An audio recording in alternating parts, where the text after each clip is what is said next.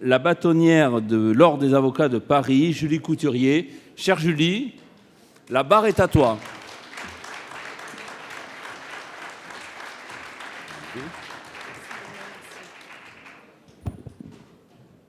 Alors, ce café, ça s'est bien passé ?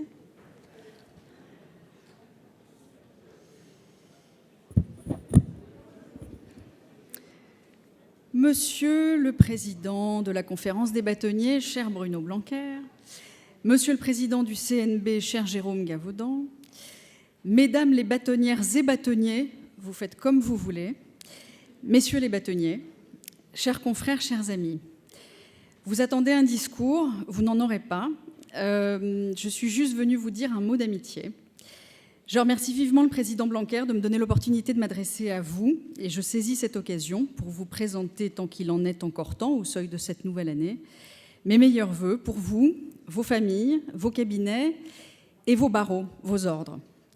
Cette année est déjà marquée par une actualité foisonnante pour notre profession. On en a eu quelques exemples ce matin. Nous avons déjà eu l'occasion, avec les présidents Gavaudan et Blanquer, de nous exprimer ensemble. Notre trio a fait, si l'on peut dire, ses premiers pas.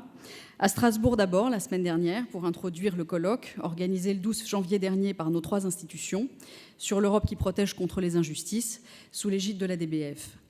Hier encore, puisque nous avons été auditionnés, tous les 3, unité de temps, unité de lieu, par le comité Sauvé, dans le cadre des États généraux de la justice. Ça a permis d'éviter que Jérôme saute de l'autre côté de la table. Heureusement, nous étions en visio et c'était très bien ainsi.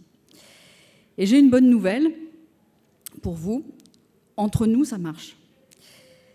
Nous nous répartissons la tâche, nous nous complétons, chacun dans notre registre, et surtout, nous nous parlons en toute franchise et en toute loyauté. Nous savons bien que nos institutions ne sont jamais plus fortes que lorsque nous travaillons ensemble, et nous continuerons, ensemble, à œuvrer dans l'intérêt commun de notre profession.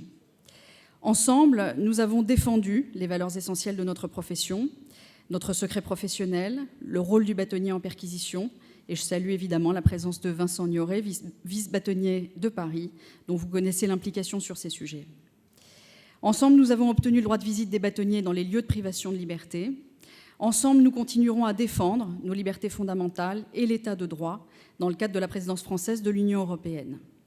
Aux côtés des barreaux européens, nous travaillerons à l'adoption d'une déclaration commune afin de rappeler nos valeurs fondamentales et l'héritage des jurisprudences européennes en matière de protection des citoyens. Les barreaux, riches de leur diversité, sont complémentaires. Nous sommes tous gardiens de la déontologie, de la discipline, de la résolution des conflits, de la défense des droits. En somme, quelle que soit la taille ou les spécificités de nos barreaux respectifs, nous avons le même ADN. Mais au-delà de ces grands moments de rassemblement, de ces actions de défense de la profession vis-à-vis de l'extérieur, c'est au quotidien que nous devons poursuivre notre collaboration sur des sujets aussi variés que pragmatiques. Avec Vincent Gnorret, nous souhaitons mettre l'accent sur nos fonctions régaliennes. Nous aurons sans doute l'occasion d'échanger sur nos expériences respectives dans le cadre de la mise en œuvre de la réforme de notre discipline, qui entrera en vigueur le 1er juillet prochain et qui va substantiellement modifier nos pratiques. À cet égard, les récents travaux du CNB ont une nouvelle fois démontré la parfaite collaboration entre les barreaux sur ces questions fondamentales.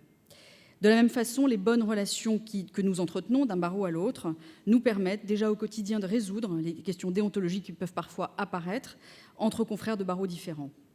Sans doute pouvons-nous encore accentuer notre collaboration, notamment sur la question du traitement des litiges interbarreaux. Quoi qu'il en soit, soyez assurés de ma volonté de continuer à entretenir, aux côtés des présidents Blanquer et Gavaudan, cet esprit d'unité au service de notre profession. Je vous remercie.